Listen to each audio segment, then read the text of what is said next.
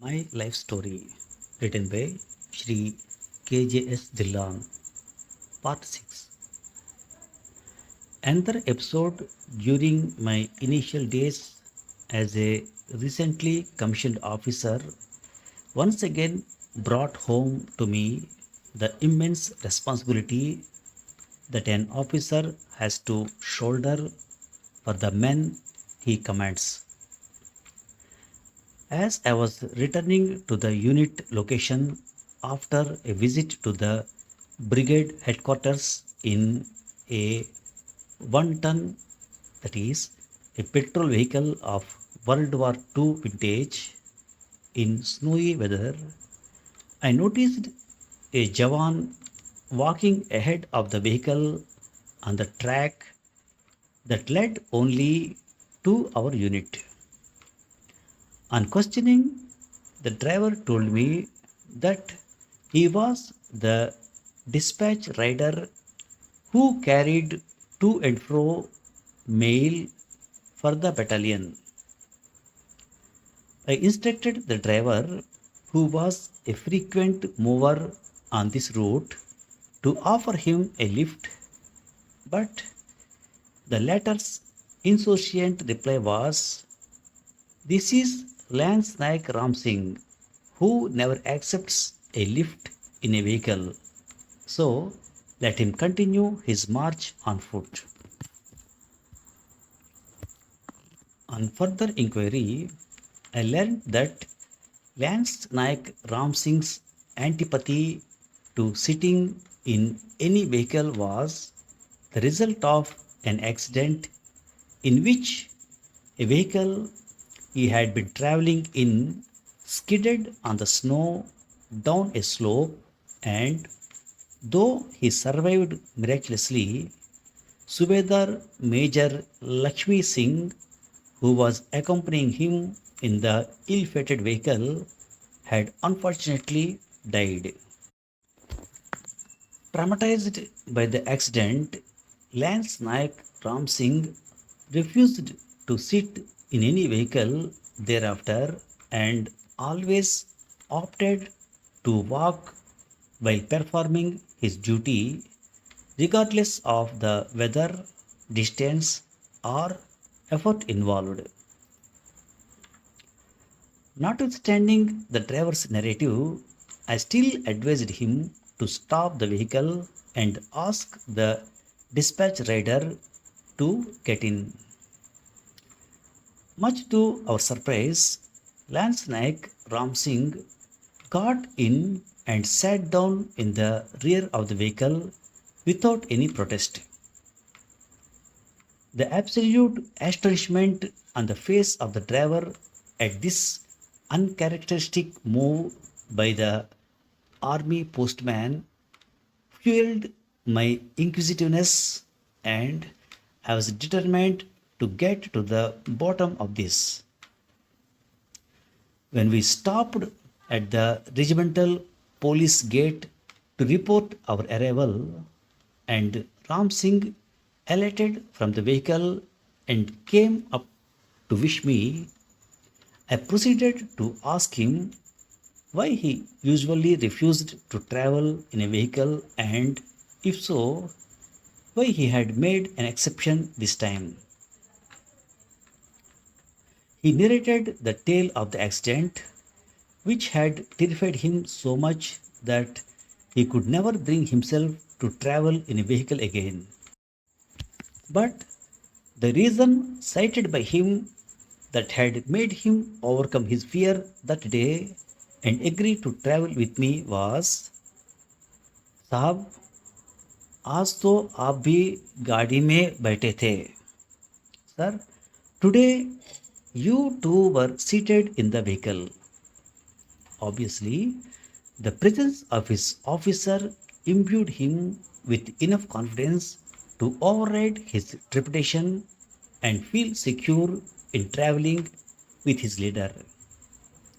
The innocence with which he uttered these words in a rather matter-of-fact manner rattled me, making me realize how far my men were dependent on my judgment and how much they were willing to risk even their lives on a simple command given by me. The unquestioning faith exhibited by soldiers of a military unit in their commander was an eye opener for me, and I decided to justify this spoken or unspoken faith at all times in war or peace. It also strengthened my earlier resolve to never let down my profession and my deep commitment to it. Although the soldiers of the Indian Army are, by and large, known for their impeccable character and tenacity, a caveat here is that a stringent law is still needed to enforce discipline in a profession where the slightest intransigence could prove to be the difference between life and death for the individual and victory and defeat for the nation. In this context, a military law prevails under which officers and soldiers can be tried for numerous offences, and the army has very strong internal mechanisms for delivering speedy justice, wherein the punishments can range from a few days of extra duties, payment of a fine, or rigorous imprisonment within the unit lines to cashiering or dismissal from the army or imprisonment in a civil jail for more grim and serious offences. These incidents of major violations and the resultant punishments have, however, been few and far between. A unique way in which the army ensures high degree of discipline in its ranks is through the implementation of the concept of joint responsibility and joint action.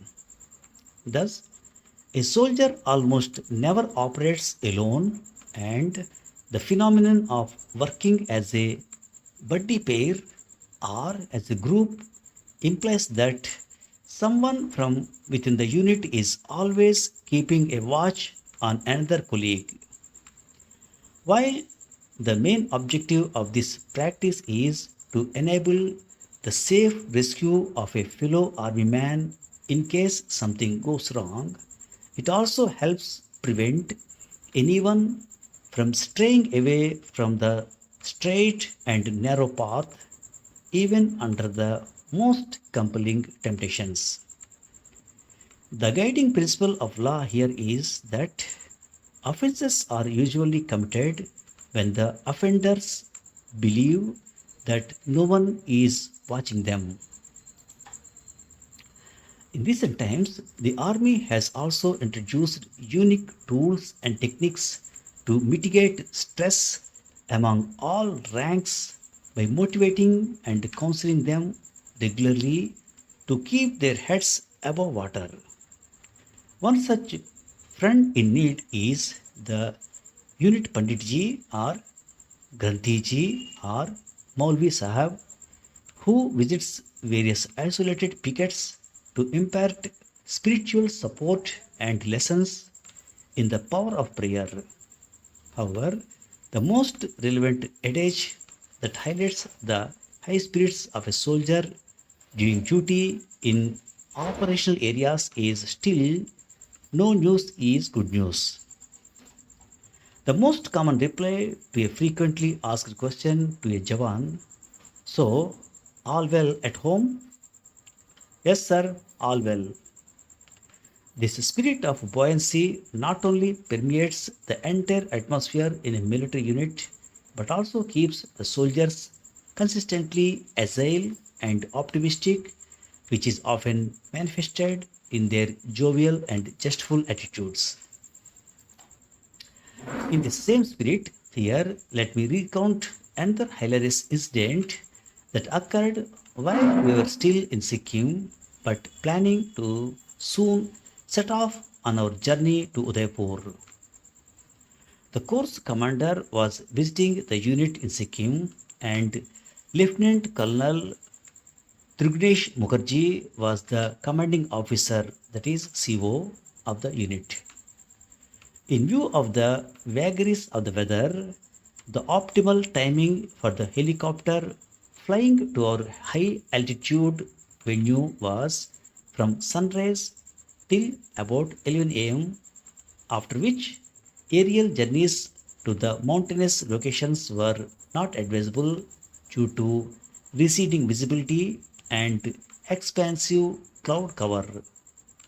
Thus, senior officers visited us quite early in the morning to be able to conduct a brief but effective reconnaissance of the area of responsibility of a particular unit.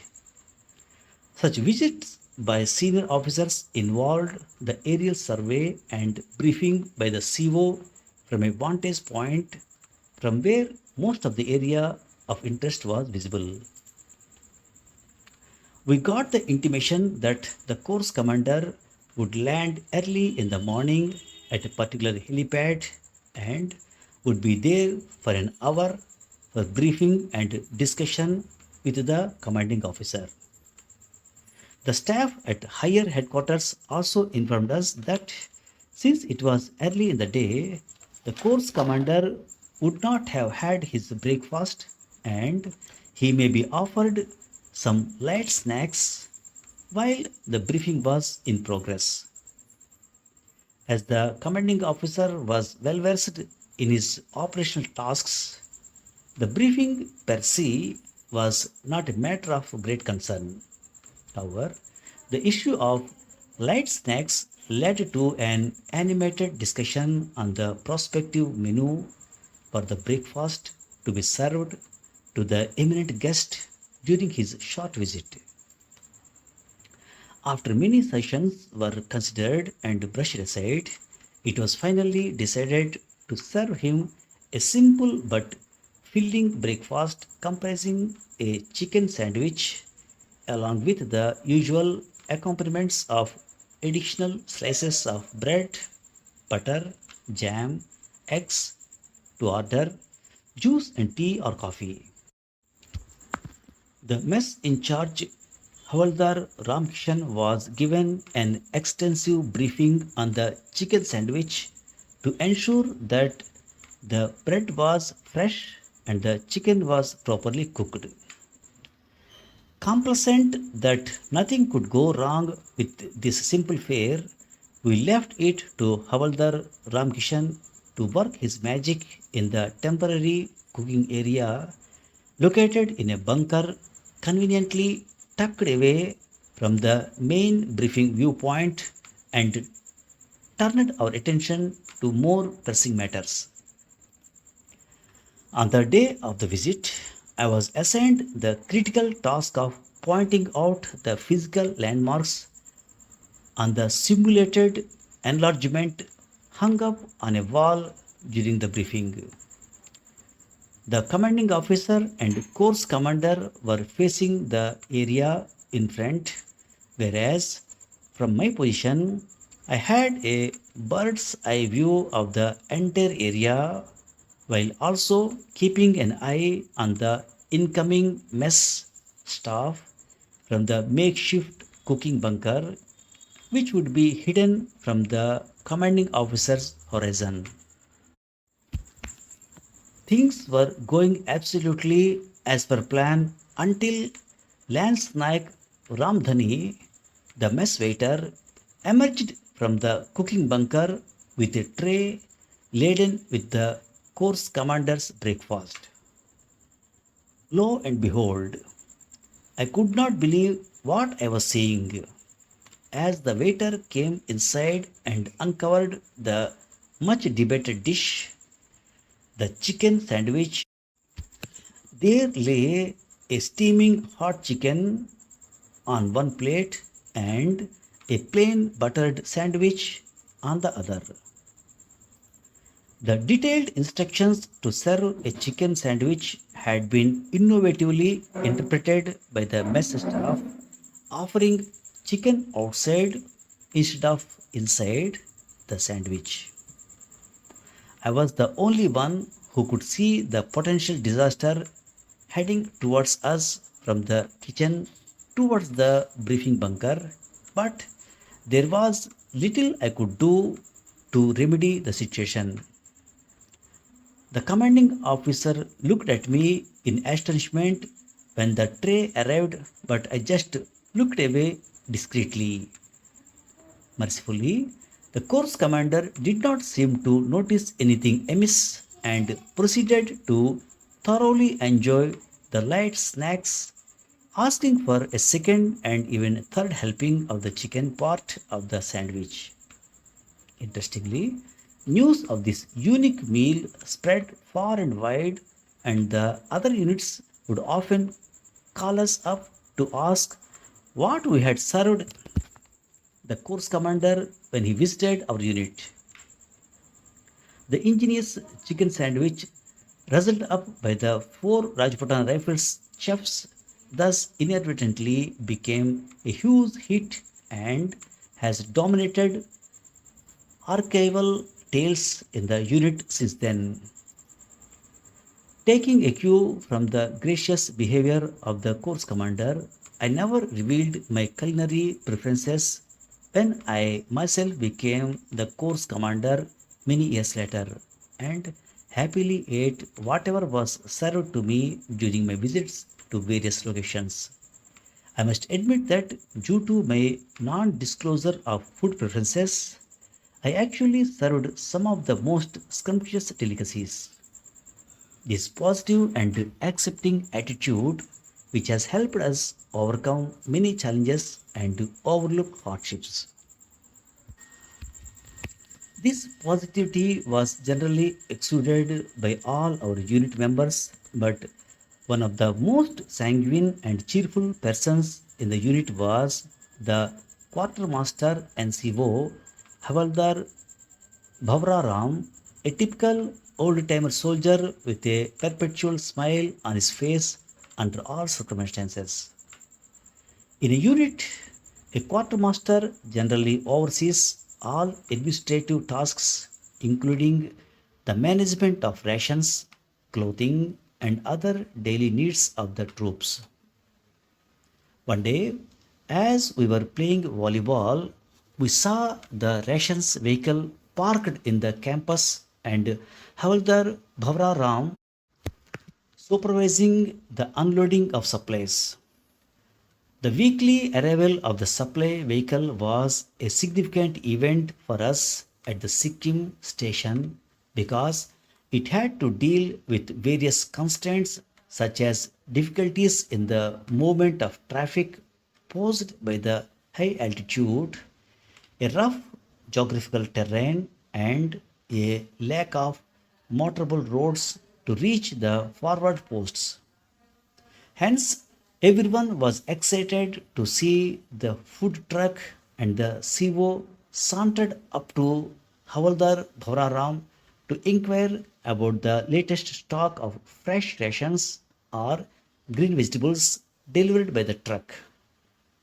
This was, in fact, a constant query to the quartermaster because fresh vegetables are a rarity and therefore something of a delicacy at high altitudes, which is why we had to largely rely on tinned vegetables that were abundantly available.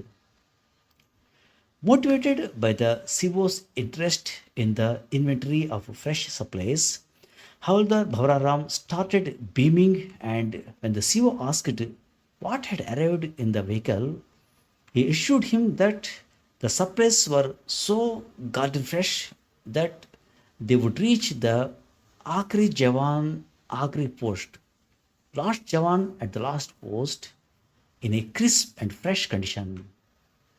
Curious, the commanding officer asked him again which uniquely fresh green vegetables had been sent for our unit this time. But this query was again met with the refrain that even if it took 3 days or 4 or more days for the supplies to reach the last post, the vegetables would remain fresh and green.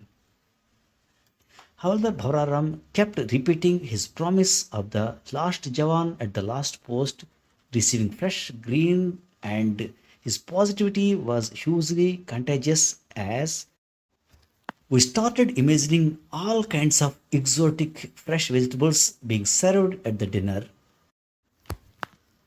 Unable to restrain himself any longer, the commanding officer absolutely insisted on knowing the name of the vegetable that was bringing such joy to the quartermaster.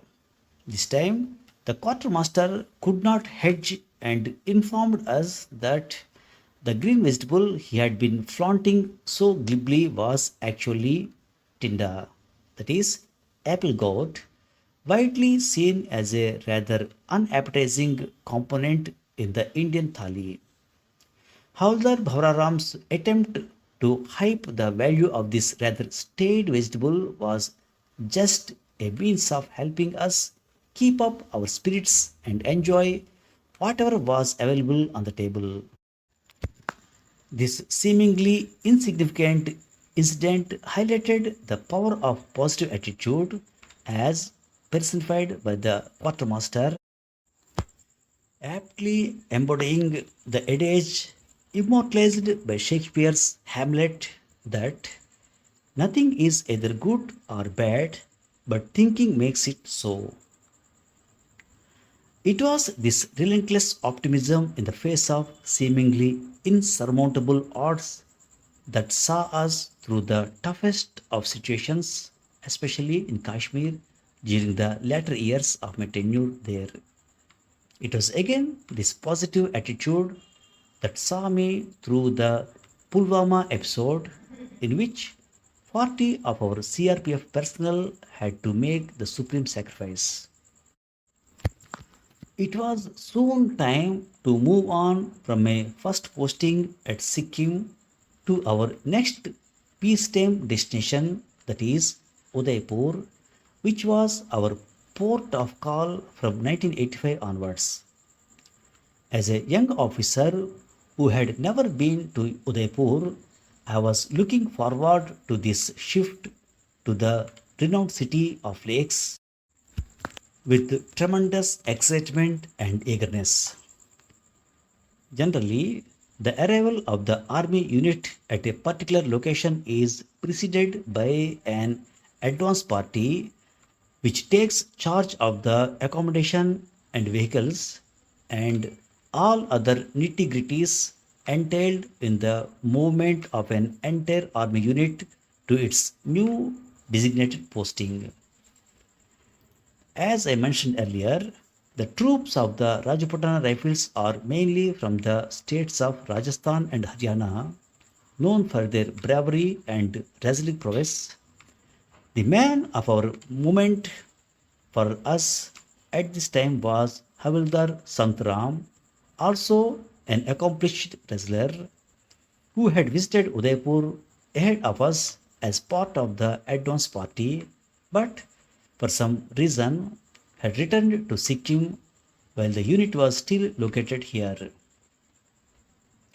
And the moment we saw Santram, we literally garrowed him, bombarding him with questions about Udaipur, its sights and sounds, and the eccentricities of life that would permeate our stint in the lake city.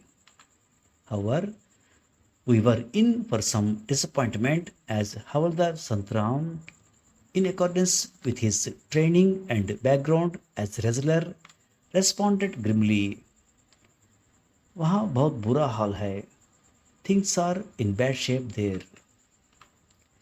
Crestfallen, we looked at each other, not knowing how to weather this shock that had punctured all our expectations of moving to an accelerating locale, and then gradually summoned enough courage to ask Santram the reason for his anticlimax in our Udaipur sojourn. His response of वहाँ टमाटर 2 रुपया kilo है restored our spirits. As for him, the picturesque city of Udaipur had lost its sheen merely for a mundane reason. The ubiquitous tomato which was a daily staple in Santram's diet, was available at an exorbitant price of rupees 2 per kilo in the city. Needless to say, our priorities were quite different from Santram's, and we were again immersed in crafting our imaginary plans and agendas for our Udaipur posting. Thanks for listening. Now, some word power. I instructed the driver, who was a frequent mover on this route, to offer him a lift, but the latter's insouciant reply was, "This is Lance Naik Ram Singh, who never accepts a lift in a vehicle." INSOUCIANT, insouciant, means showing a casual lack of concern, relaxed and happy with no feelings of worry or guilt. Obviously, the presence of his officer imbued him with enough confidence to override his reputation and feel secure in traveling with his leader. IMBUE, imbue, means infuse, suffuse, inspire.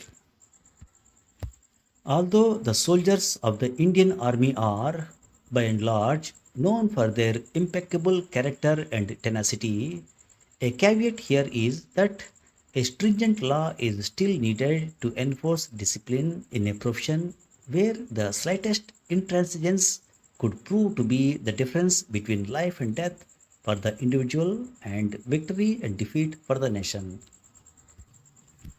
INTRJNSAGENC, intransigence, means refusal to change one's views or opinions.